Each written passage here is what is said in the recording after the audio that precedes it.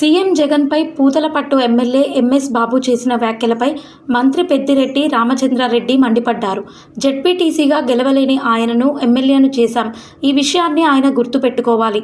ఎవరో రెచ్చగొట్టే మాటలు విని ఆయన ఇలా మాట్లాడడం సరికాదు అని ఆత్మవిమర్శ చేసుకోవాలని, ఇకనైనా ఇలాంటివి మాని పార్టీ కోసం పనిచేయాలని, కాంగ్రెస్లో ఎవరు చేరినా మా ప్రత్యర్థే అని చిత్తూరులో పెద్దిరెడ్డి పేర్కొన్నారు. పూర్తి స్థాయిలో రాజకీయాల్లో చాలా మార్పులు చేర్పులు జరుగుతూ ఉంటాయి. అది మీరందరూ కూడా గమనిస్తూ ఉంటారు. ఆ విధంగా నేను కూడా మీ మాదిరిగా ప్రేక్షక పాత్రగా చూస్తూ ఉంటాము. అయితే ఆచరణలో మేము ఏదైతే ఒక పద్ధతి ప్రకారం మొదటి నుంచి కూడా రాజకీయాలు నడిపామో ఆ విధంగానే జగన్మోహన్ రెడ్డి గారితో మేము మా రాజకీయ నేపథ్యం ఉంది కాబట్టి వారి కోసం మేము పనిచేయడానికి సిద్ధంగా ఉన్నాం. ఎన్ని ఇబ్బందులైనా, ఎన్ని మంచి జరిగినా, చెడ్డ జరిగినా అవన్నీ కూడా భరించడానికి సిద్ధంగా ఉన్నాం. జగన్మోహన్ రెడ్డి గారే మా నాయకుడు. జగన్మోహన్ రెడ్డి గారికి మద్దతు ఇస్తాం. మరి కాంగ్రెస్ పార్టీ వచ్చినా పోయినా, కాంగ్రెస్ పార్టీలో ఎవరు చేరినా ఎవరు చేరకపోయినా, అదేవిధంగా తెలుగుదేశం పార్టీలో ఎవరు చేరినా ఎవరు చేరకపోయినా, చంద్రబాబు కాకపోతే ఇంకొక నాయకుడు తెలుగుదేశం పార్టీకి వచ్చినా కూడా మా నాయకుడు జగన్మోహన్ రెడ్డి గారు, మా నాయకుడికి మద్దతుగా నిలుస్తాం తప్ప వేరే ఆలోచన మేము చేయాల్సిన అవసరం లేదు. మీకు వేరే జవాబు కూడా చెప్పాల్సిన అవసరం లేదు. ముఖ్యమంత్రి గారు ఆ నైజం సోనియా గాంధీది, ఆ నైజం చంద్రబాబు నాయుడు గారిది. ఆ రోజు అదే నైజంతోనే వీళ్ళందరూ కూడా కలిసి మూకుమ్మడిగా జగన్మోహన్ రెడ్డి గారి మీద ధ్వజమెత్తారు. జగన్మోహన్ రెడ్డి గారి 16 నెలలు జైలుకు పంపించారు.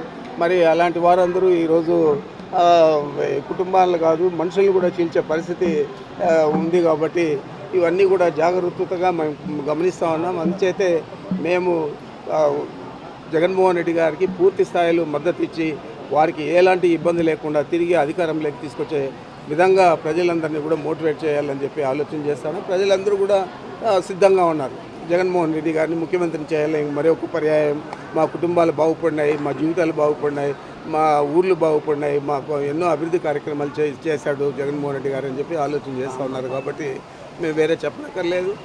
ఎన్ని మాట్లాడినా ఏం చేసినా జగన్మోహన్ రెడ్డి గారే మా నాయకుడు. జగన్మోహన్ రెడ్డి గారికి పూర్తి స్థాయిలో ఈ రాష్ట్ర ప్రజలందరూ మద్దతు ఇస్తూ ఉన్నారు. తిరిగి అత్యధిక మెజారిటీతో రాష్ట్రంలో ఆయన పరిపాలన తీసుకురాకపోతూ ఉన్నారు.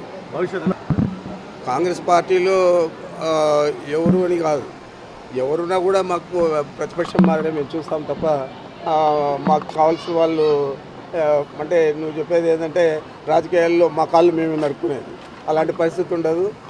తెలుగుదేశం పార్టీలో కానీ కాంగ్రెస్ పార్టీలో కానీ మాకు వ్యతిరేకంగా మా పార్టీకి వ్యతిరేకంగా జగన్మోహన్ రెడ్డి గారికి వ్యతిరేకంగా పనిచేసే వారిని ఎవరినైనా కూడా మేము అదే దృష్టిలో చూస్తాం.